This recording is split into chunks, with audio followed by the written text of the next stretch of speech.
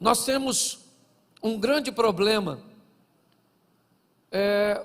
permeando a nossa sociedade num todo: o descredenciamento, a perda da credibilidade. Isso é algo que não vem de hoje, já há algum tempo. Nós ouvimos e vemos a desconstrução da credibilidade de diversas instituições. Hoje, quando nós olhamos para a instituição política, partidária, nós olhamos com um descrédito imenso. E alguns de nós chegamos ao extremo de dizer que não há sequer um político honesto. Sabemos que isso não é verdade.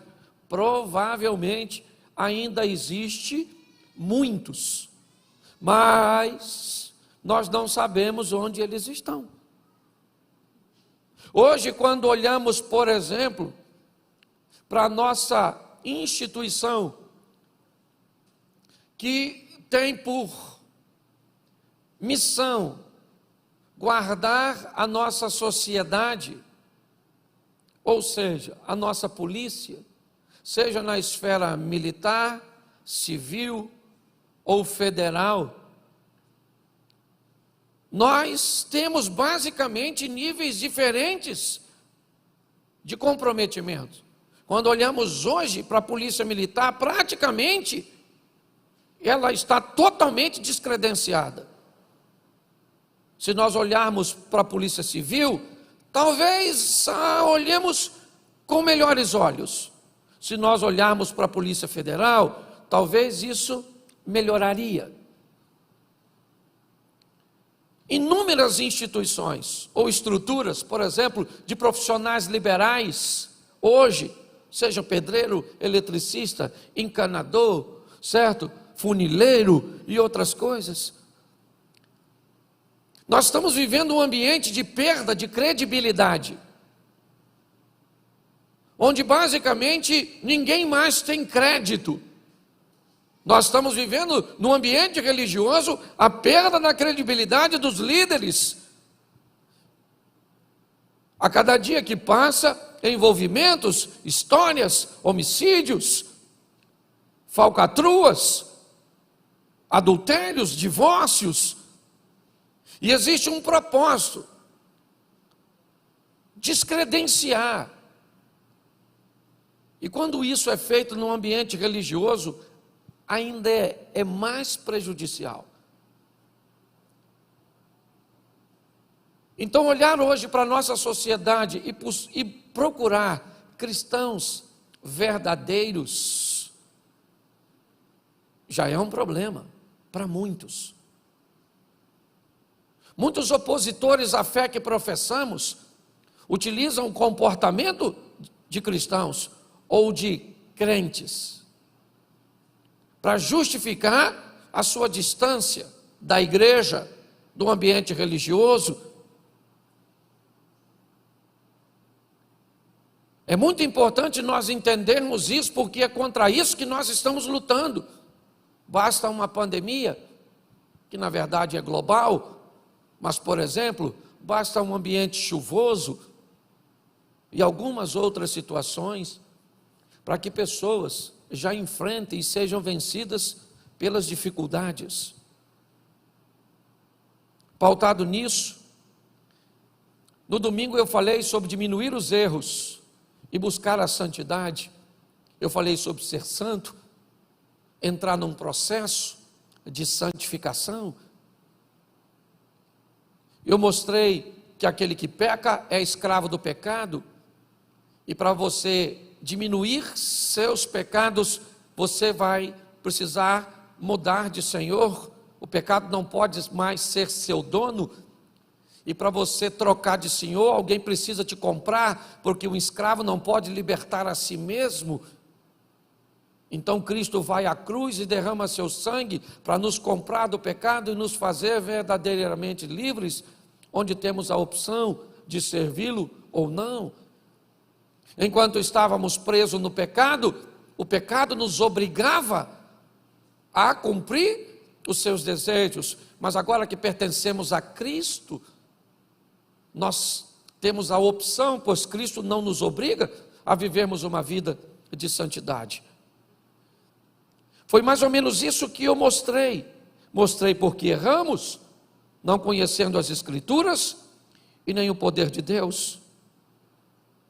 Mas hoje, eu quero falar sobre dois probleminhas muito sérios, que a maioria de nós enfrentamos na hora de sermos cristãos de verdade: o medo e a vergonha. São dois grandes opositores à nossa fé. Todas as vezes que nós somos expostos ao perigo, todas as vezes que temos a sensação que podemos perder alguma coisa, que se expressarmos a nossa opinião num ambiente corporativo, onde nós vamos expor a nossa fé, podemos perder o emprego, podemos perder a possibilidade de ascensão, de crescimento, podemos ser interpretados como pessoas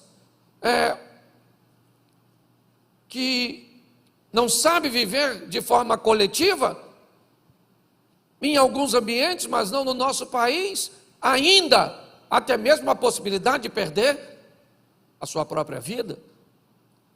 Eu tenho vídeo no meu celular de duas mulheres indo com seus filhos, crianças que não tinham mais de 3 ou 4 anos, escoltadas por homens armados, e eles matam a mulher e as crianças a tiro. Se você tem coragem de ver, depois eu posso recuperar o vídeo para te mostrar. É que eu não posso passar no telão. Mas para dizer a você que em muitas situações o medo é algo muito real para muitas pessoas. Chegou ao Brasil agora um missionário que nós ajudamos, e ele provavelmente ainda vai passar aqui antes do final do ano, antes do ano virar, e vai mostrar um pouco do que tem acontecido, do que tem visto.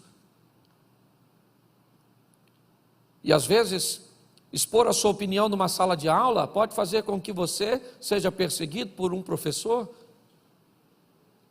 Então, o medo, muitas vezes, de expor um posicionamento cristão verdadeiro, ainda é um dos grandes desafios.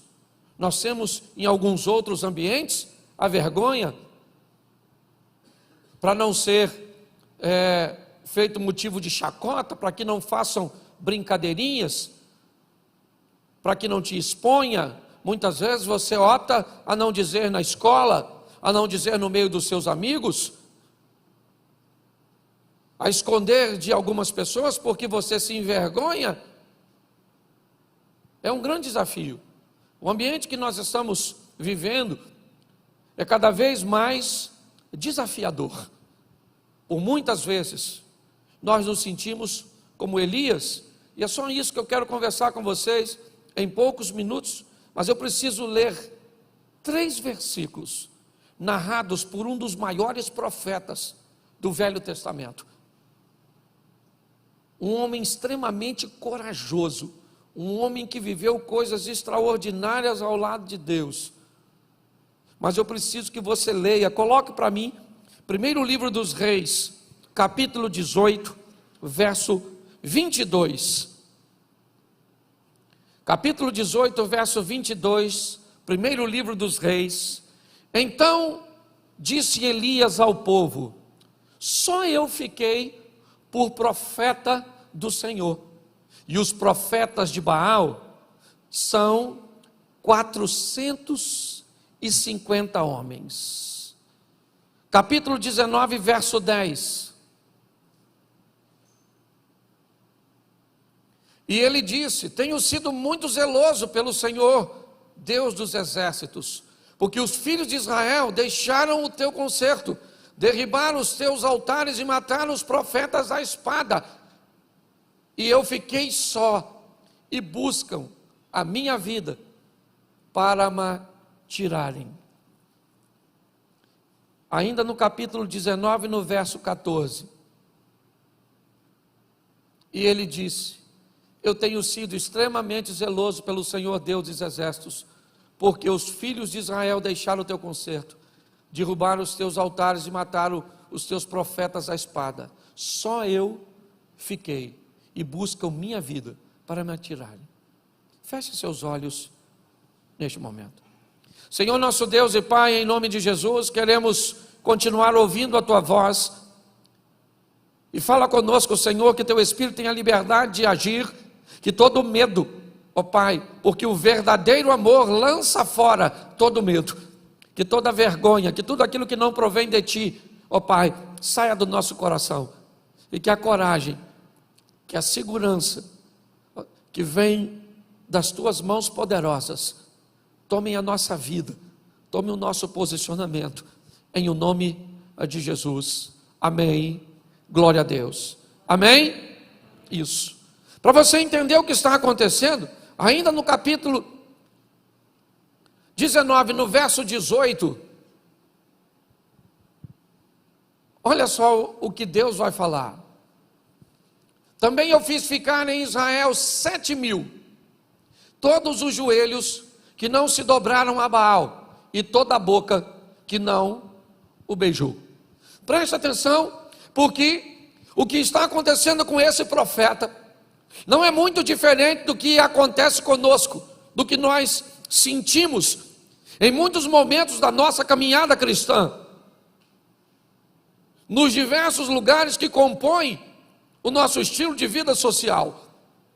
Nós estamos olhando Elias, o profeta, por 3 vezes, isso ainda é mencionado lá no Novo Testamento, em Romanos, mas por 3 vezes aqui, ele está falando sobre solidão, falando sobre um estilo de vida onde ele se sente só, onde tem poucas pessoas para oferecerem apoio umas às outras.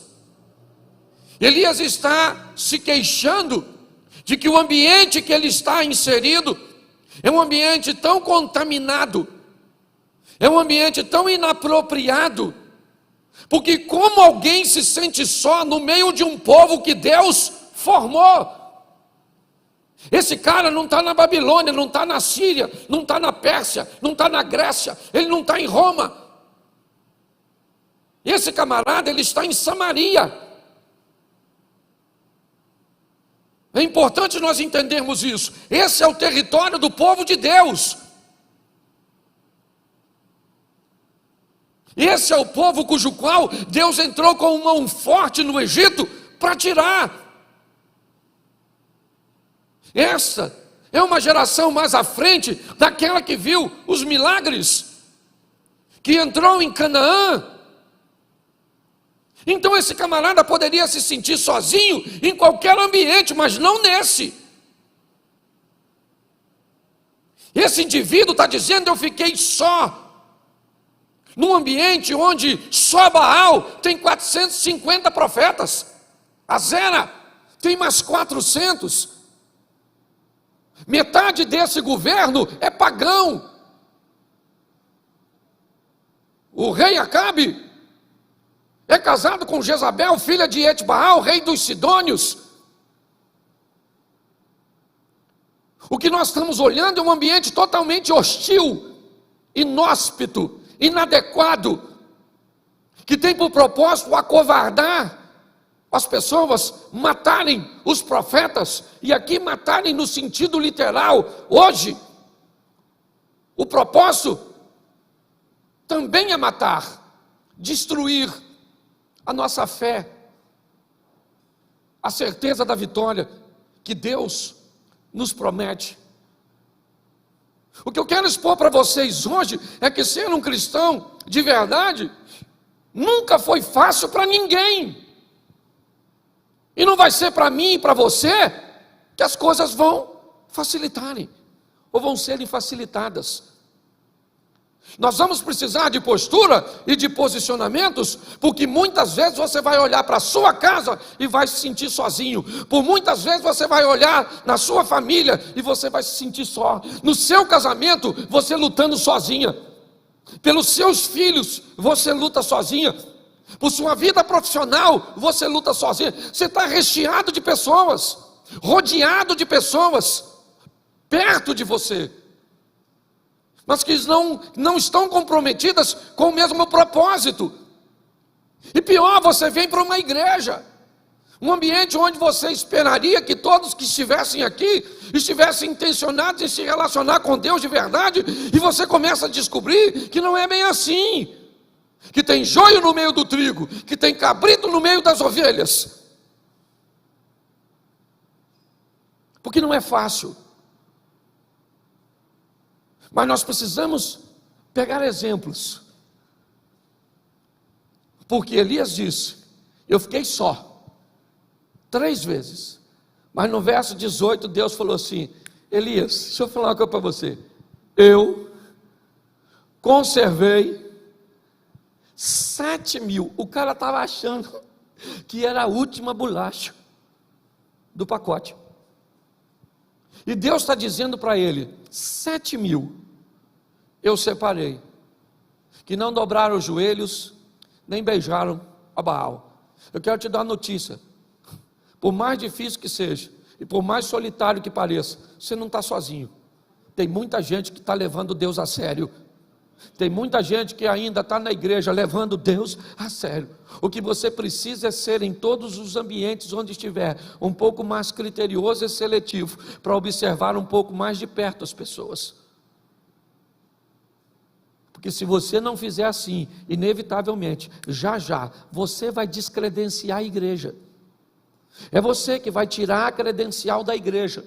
Por isso que muitas pessoas hoje optam por ser cristãs dentro da sua própria casa. Eu não preciso estar na igreja. Mas por que, cara? Se a igreja é um ambiente tão legal, mas não foi legal para mim. Minhas experiências foram ruins. Então eu preciso mostrar a você rapidinho histórias facílimas, exemplos simples, fáceis de entender. Eu não vou nem mais mexer no texto ou nos textos para ganharmos tempo, mas preste atenção. A terra está corrompida, o comportamento das pessoas são totalmente contrário aos princípios de Deus. Mas naquele ambiente onde Deus está intencionado em destruir tudo, Ele acha um homem. Noé achou graça aos olhos de Deus. Deus olhou para aquele homem, mas numa sociedade, pois é, naquela sociedade, Deus achou um camarada que estava disposto a levá-lo a sério. E Deus, essa é a grande questão, através daquele indivíduo, Deus vai montar uma estrutura. Com quanto? Vamos lá: Noé, sua esposa, Sem, Cão, Jafé e suas 3 esposas, 3 filhos, 3 noras e o casal. Deus vai mudar a história com 8 pessoas. Mas preste atenção: que tipo de pessoas eram essas? Que tipo de envolvimento elas eram capazes de obter, de se dedicar? Sabe qual é o grande desafio hoje? Nós temos medo porque convivemos com pessoas erradas. Nós temos vergonha porque convivemos em ambientes errados. Muitas vezes, se você estiver num ambiente que não é para você estar, ou você vai se comportar como as pessoas que estão lá para agradá-las, ou você vai ficar lá com um comportamento totalmente oposto, um peixe fora d'água. Esses dias um grande amigo meu fez aniversário, e eu não podia deixar de ir, e eu não podia chegar no começo. Ia ser um almoço, eu não podia ir no almoço, eu tinha um compromisso, e eu tinha que chegar lá por volta de 3, 4 horas da tarde. Cheguei em casa de viagem, tomei um banho e fui no compromisso, no aniversário do meu amigo. Não podia deixar de ir, o cara é meu amigão. Quando eu cheguei com o carro no sítio, a música já dizia mais ou menos o que estava acontecendo no ambiente. A música já falava para mim: Cláudio, o que é que tu está fazendo aqui? Eu falei, e eu respondi para mim mesmo: eu vim dar um abraço no meu amigo. Menino, eu cheguei. Ó, até o cachorro estava bêbado. A mulher bêbada, os homens bêbados, tudo bêbado, tudo bêbado. Eu olhei e perguntei de novo para mim: Cláudio,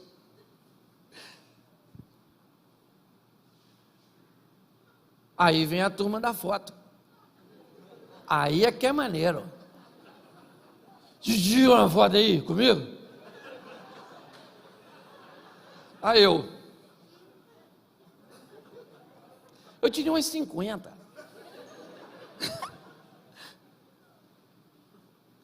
Pelo menos uns 3 desses 50 jogou cerveja em mim. Entendeu?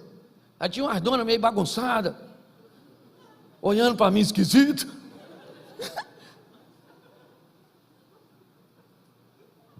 Querido, deixa eu falar uma coisa para você. Eu dei um abraço ao meu amigo e ele estava tão bêbado que eu acho que ele nem sabe que eu fui. Talvez vai descobrir se assistir isso. Aí eu cumprimentei, dei um abraço, comi um pedaço de carne, fiz aquilo. Fiquei uns 30, 40 minutos, onde a maior parte foi de foto. E aí eu pergunto quantas pessoas viram aquelas fotos e devia perguntar: o que é que o pastor Cláudio está fazendo num ambiente desse? Sabe por que às vezes nós não conseguimos ser santos? Profeta Isaías, capítulo 5 ou 6, certo? No ano em que morreu o rei Uzias, eu vi o Senhor assentado sobre um alto e sublime trono. A orla do seu manto enchia todo o templo. Os serafins estavam acima dele, e cada um deles tinha 6 asas, com 2 cobriu o seu rosto, com 2 cobriu os seus pés, e com 2 voavam e clamavam: Santo, Santo, Santo é o Senhor dos exércitos, toda a terra está cheia da sua glória. Então os umbrais das portas se estremeceram com a voz do que clamava, e a casa se encheu de fumaça, e disse eu: ai de mim, que sou um homem de lábios impuros. Por quê? Porque habito no meio de um povo de impuros lábios. Ele disse: eu me tornei alguém de lábios impuros, porque comecei a conviver com gente que não deveria conviver. Mas às vezes para sermos agradáveis, sim, às vezes para sermos politicamente corretos. Esses dias um cara falou assim: pastor, vou falar uma coisa para o senhor, já falei isso aqui. Ó, pastor, vai ter uma festa lá em casa, e eu tenho um montão de parente assim, ó, que não é cristão, pastor, até gosta muito do senhor. E aí, pastor, se não tiver uma manguaça, eles não vão. Entendeu? São gente boa, mas bebe. E eu estou querendo assim fazer uma festa. E olha só, pastor, eu queria que o senhor me autorizasse. Até 11 horas, ninguém bebe nada. Depois de 11, lá no cantinho, preparei lá uma caixa de cerveja só, pastor. É só 4 pessoas que bebe. O que o senhor acha? Eu falei: fantástico. Fantástico, genial, certo? O senhor botou num cantinho a caixa de cerveja, os seus parentes vão lá, a gente boa, depois de tal hora, certo? Você vai respeitar, eles vão beber. Ele falou: o senhor achou? Eu falei: achei legal. Só queria fazer uma pergunta para o senhor. Quando o senhor vai na festa na casa deles, quanto tempo eles ficam sem oferecer bebida para homenagear você? Ele falou assim: homenagear? Eu falei, porque você vai botar lá para recebê-los. Então eu quero saber, de que hora a que hora, quando você vai na festa na casa deles, ele diz assim, não vão beber de 8 da noite até 10 da noite, só porque fulano vem. Ele olhou para mim e falou assim, ô pastor, ele me homenageia nada não? Eu quero é que dane-se. Eu não vou botar nada, nunca me homenagearam, por que eu vou homenagear esse? Se quiser ir, vai. Se não quiser, acabei com a festa. Sabe o que falta muitas vezes em nós? Nós temos medo de nos posicionar. Querido, você está se posicionando a favor de quem? Da palavra de Deus. Você está entendendo? Quem vai garantir esse negócio é Deus. Você só tem que entender que não vai ter muita gente. É pouca gente. Pare de querer ser ovacionado por uma multidão, porque não vai rolar, querido. O mundo jaz no maligno, entendeu? Então, se você vai agir certo, não espere bandeiras. Não. O negócio que vem é perseguição, então é pouca gente. Presta atenção. Olha como é que as coisas funcionam. A Síria invade Israel e pega uma garota. Quantas garotas? Uma! Não podia levar uma menina? Uma. E leva para a casa de Naamã. E na casa de Naamã a menina está sozinha. Sozinha. Não tinha amiguinha para orar com ela, não tinha ninguém para ler a Torá com ela, não tinha. Lá era pagão. Era Rimon, você está entendendo? Que governava. Ela trabalhava naquela casa, e naquela casa, sozinha, ela resolveu se posicionar com Deus, e Deus fez um milagre naquela casa, curando o seu Senhor. Mas ela estava sozinha. Quantos de nós reclamamos? Estamos sozinhos no trabalho, lá não sei o que, e lá é aquilo, não sei o que, minha chefe é a bruxa, o meu chefe é chefe do não sei. Qual o problema, querido? O nosso Deus é maior do que tudo isso. Só está precisando de um posicionamento nosso, porque onde nós chegamos com Deus, o negócio toma um vulto de fé. É assim que funciona. Mas nós precisamos ter coragem e entendermos que um cristão verdadeiro, ele não precisa estar na igreja e no meio de crente para ser cristão. O texto diz que Deus olha para o ambiente onde Noé está inserido, e o negócio estava difícil, mas ele achou alguém naquele ambiente corrompido que resolveu viver. Uma menina é levada cativa para Síria e faz todo um movimento. Você pega, alguns meninos em particular são levados para a Babilônia. Pouca gente, basicamente 4 não se dobraram diante da estátua. Inúmeras vezes nós podemos imaginar que muito mais do que 4 rapazes são levados dali para cativeiro, o que indica provavelmente que os outros dobraram seu joelho, adoraram. Mas aqueles rapazes resolveram se posicionar. Todas as vezes, quer no Egito, quer na Babilônia, quer na Pérsia, quer em Roma, já lá no Novo Testamento, nós vamos ver pessoas que resolveram assumir uma postura e manter um estilo de vida de integridade, que fazia com que Deus se manifestasse no meio daquela história e mostrasse para todos quem Deus era na vida de pessoas simples. O que nós precisamos é entender que Deus não muda, nele não há sombra de variação.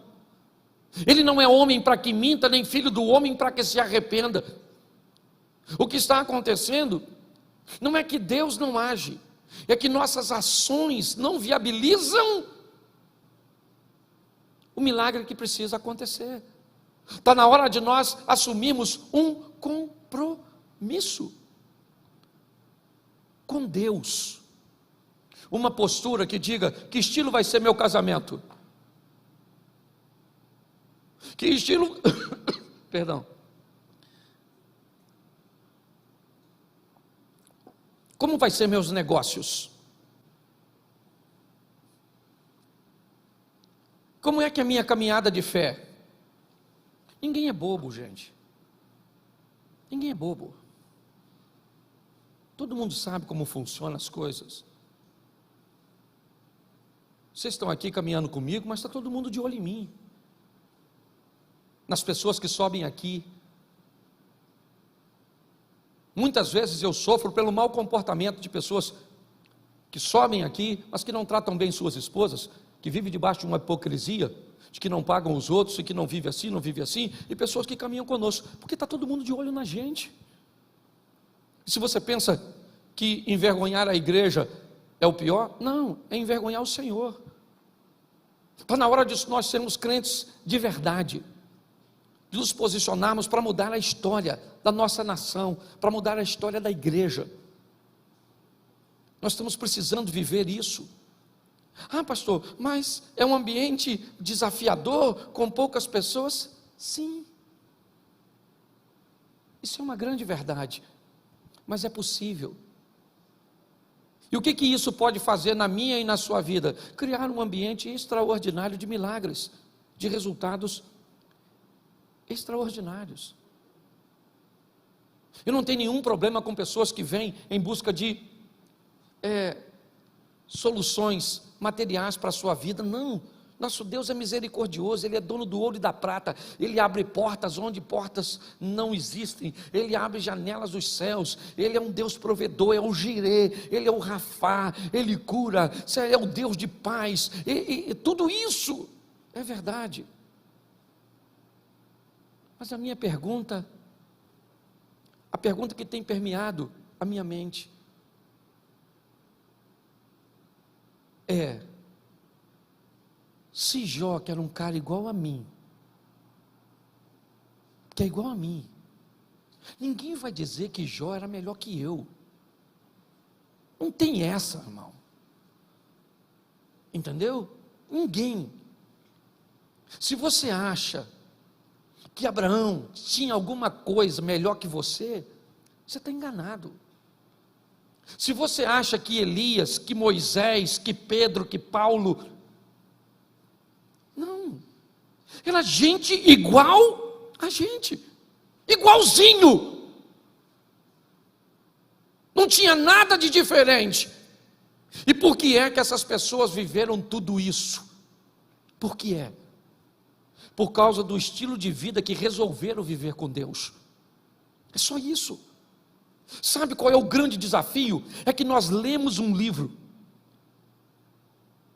e temos inúmeras experiências alheias neste livro, mas quando chega o momento de transportar essa história para a minha casa, para os meus negócios, para a minha igreja, para a minha vida, para o controle emocional que eu preciso ter, aí parece que tem algum problema, porque parece que isso é uma história é uma ficção, é uma brincadeirinha que eu venho para a igreja para ouvir essas historinhas, e que são muito agradáveis quando fala sobre derrubar gigante, sobre fornalhas, sobre vitórias, sobre campeões, mas a maior batalha que nós temos é contra o pecado.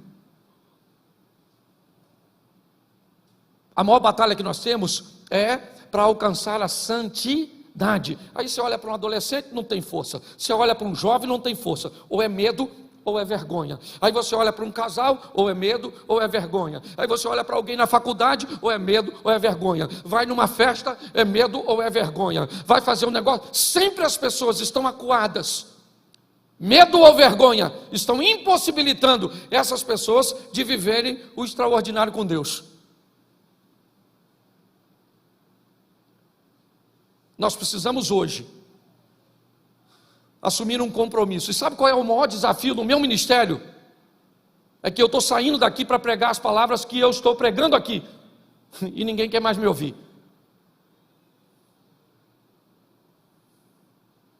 Eu tenho provado isso em alguns lugares por onde tenho passado. Foi só eu parar de ser engraçadinho, de contar uma historinha engraçada, e eu já virei um cara chato. E eu falei isso com Deus. Falei, Senhor, pô, estou a fim de botar o povo para cima, contar uma historinha, e não está rolando mais. Você sabe por quê? Porque nós estamos em última hora. Jesus está voltando. E antes da gente ir embora, Ele está querendo nos dar uma oportunidade de vivermos o extraordinário. Você tem que sair daqui, querido, para pegar seu casamento e botar ele assim. Mas pensa naquele casamento que sua mulher vai olhar para você e vai falar assim: caraca, maluco, menino, o que foi? Você nasceu de novo? Que homem é você? Que isso? Vou botar até mais 3 alianças? É seu marido olhar para a senhora e dizer: pastor, Jesus está voltando mesmo. A mulher está cara, parou de brigar. A mulher está doce, que eu estou até estranhando, pastor. Não sei se é eu que vou morrer ou ela. Olhar para seus filhos e dizer: gente, que menino inteligente, obediente, limpinho. Que menino educado, bem mandado. Que sogra é essa, Jesus?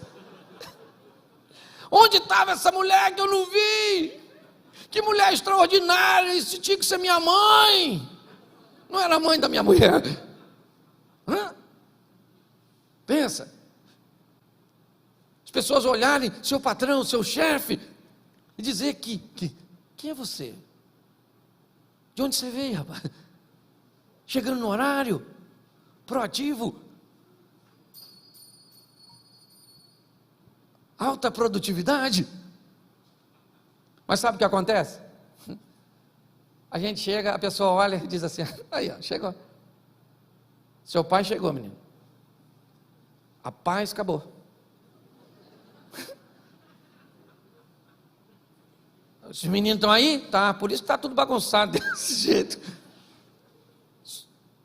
Sua mãe está aí, não está? Pare para pensar. Está na hora de nós vivemos um incrível, extraordinário. Sei que tem pouca gente. Esse montão de gente que está aqui ouvindo, e até tem muito mais talvez na internet, se é que não saíram, uma maioria quando me ouviram falar, porque o assunto não é tão interessante. Pergunto eu, dá para ser cristão de verdade? A pergunta é essa: dá para ser? Dá para fugir do pecado? Dá para olhar e vai dizer: quem olhar para mim vai ver Deus na minha vida? Você sabe o orgulho que eu tenho desse negócio? Eu estou chegando em casa cansado, um camarada parou, abordou minha mulher lá em casa, quando eu estava chegando hoje. Um caminhão, e eu doido para entrar em casa. Minha mulher falou: quer falar com você. Eu falei: quer entregar alguma coisa? Não sei, quer falar contigo. Aí eu abri o portão: oi, pai, estou cá. Nossa, estou tão feliz de ver o senhor. O cara quase chorou. 2 homens. Desceu do caminhão para tirar foto comigo, me abraçou. Falou da importância das palavras que a mulher dele ouviu, que ele ouviu. Ele foi embora. Eu falei: Senhor, que maneiro. E eu nem queria atender o moço. Então deixa eu falar uma coisa para você, certo? O que falam de você quando você não está perto? Não precisa falar não.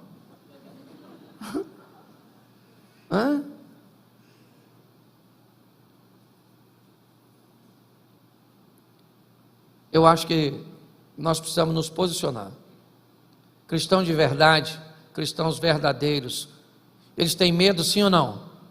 Sim ou não? Claro que tem. Eles têm vergonha? Sim ou não? Sim. Mas eles têm que vencer o medo e mostrar quem é Deus. É isso que nós vamos ter. Tem hora que tem que ter medo.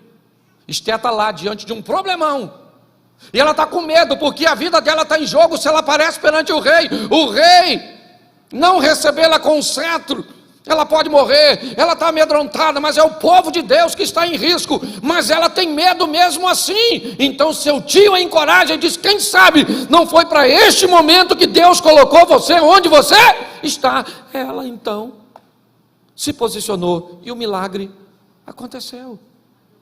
Deus está esperando só você entrar dentro daquela casa sua, no meio daqueles amigos seus, e dizer: se continuar mandando essas fotinhas no grupo, eu saio. Não vou sair. Porque onde eu vou arrumar outro amigo? No inferno. Lá tem. Entendeu? Assim de amigo. Não vou, acabou. Esse tipo de negócio não vou fazer. Mas eu tenho que fazer, porque se eu não fizer, eu não vou fazer, querido. É contrário aos meus princípios, é contrário aos meus valores. Mas se eu não fizer, eu vou levar prejuízo, eu posso acontecer isso, acontecer aquilo. Bom, se você vai viver com Deus e acha que para agradar a homens você vai ter portas abertas, porque Deus não é capaz de abrir portas que homens fecham, você não sabe quem é Deus. Se você não é capaz de entender que uma mudança sua, obedecendo a Deus, pode pegar o coração do teu filho, do teu marido, pode pegar aquela enfermidade que tem matado tanta gente e fazer com que o milagre aconteça dentro da sua casa, você não sabe quem é Deus. Está na hora de tomarmos a responsabilidade e mostrar para essas pessoas, porque a mídia e essa estrutura estão tentando descredenciar a igreja, estão querendo difamar, e muitas vezes, infelizmente, até com histórias bem verdadeiras. Mas nós precisamos de um posicionamento. É isso. Onde? Na Babilônia, e não na igreja. Ser crente na igreja é moleza. Difícil é ser crente lá, no batalhão, campeão, lá no meio das polícias. Difícil é ser crente lá no seu ambiente de trabalho, lá na faculdade, lá na aula de filosofia, lá onde você estuda. O desafio é exatamente esse, porque aqui é mole. Quero ver pegar você, isola você e coloca você como colocou a menina, na casa de um leproso, num ambiente totalmente hostil, e lá naquele ambiente a menina resolveu viver com Deus, e o milagre aconteceu. E eu tenho o hábito de dizer isso: a lepra daquele cara não pegou naquela garota, mas a fé daquela garota pegou naquele cara e mudou a vida dele. É isso que nós... Agora não, se nós negociarmos, todo mundo vai saber, porque o diabo manda fazer, mas não guarda segredo. Todo mundo vai saber. Talvez você não vai ficar sabendo que todo mundo sabe, porque o propósito dele é te envergonhar. Por que o diabo faz todo mundo saber que você é de um jeito, mas ele permite que você não tenha noção do que as pessoas sabem a seu respeito? Porque se você descobrir que todo mundo já descobriu que você é uma fraude, que você é fake, você corre o risco de mudar. E é isso que ele não quer. Por isso que grande parte das pessoas fala quem somos, não para nós, mas para os outros. A igreja precisa não de mais pregadores. A itinerância está acabando. Pregadores itinerantes. Eu não sei se você lembra, mas alguns anos atrás você passava na Washington Luiz, na Avenida Brasil, e era outdoor espalhado por todos os lados com congressos, expondo 4, 5, 10, 15 preletores. Hoje a gente passa e não tem mais. Sabe por quê? Eu te falo. Homens que saem do púlpito e vão beber cachaça e uísque. Homens que saem do púlpito e vão para prostíbulos. Homens que só sobem no púlpito se receber ofertas astronômicas. Homens que sobem em púlpito e tratam as pessoas que o recebem de qualquer maneira. Homens que sobem para dizer coisas que eles não vivem. Fala de dinheiro, mas não oferta nem dizima. Homens que vão fazer turnês pelo Brasil afora de 20, 30 dias e deixam suas esposas.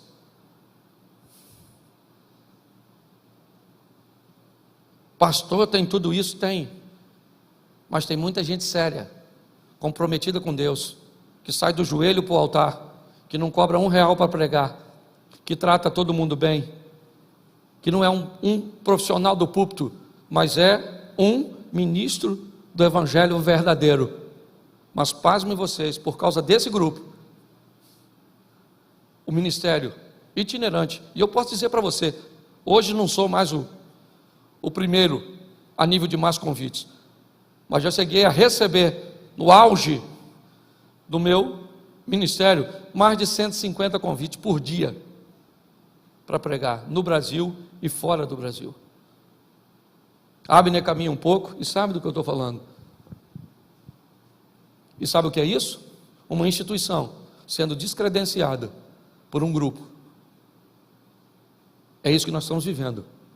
E sabe o que é pior? Estão descredenciando Deus do coração das pessoas, por causa do comportamento de algumas pessoas que se dobram, que negociam, que abrem concessão. O meu pedido a vocês aqui hoje, não de Deus, o meu, é de socorro. É de socorro. Porque o que estamos precisando são pessoas que sejam enviadas, saiam daqui agora. Porque eu estou falando aqui 300 pessoas, 400, talvez. Mas se cada um de nós sairmos daqui, para mostrarmos para as pessoas que estão ao nosso redor quem é o nosso Deus, esse jogo vai virar. Esse jogo vai virar. E aí uma carta, ou melhor, um texto escrito, e eu fecho aqui. Bem interessante, do profeta Malaquias, do capítulo 3 e o 10, nós usamos muito para falar de oferta, mas eu gostaria de lembrar os irmãos, que não tem problema nenhum falar de oferta nesse texto, mas é só lembrar que esse texto estava sendo direcionado para os sacerdotes e para a liderança. Mas no final desse texto, põe para mim aí, campeão, Malaquias, capítulo 3, verso 17.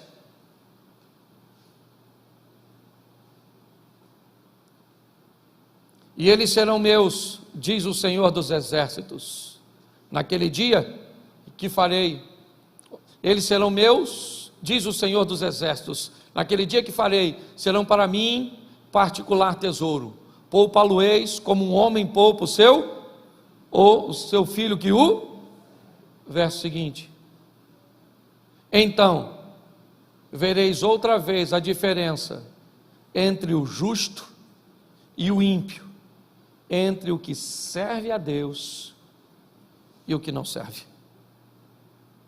Deus não vai tolerar. E Ele pede de mim e de você uma mudança de postura. Isso tem ardido no meu coração. E pode ter certeza que aquilo que eu prego aqui, em primeiro lugar, eu procuro aplicar na minha vida.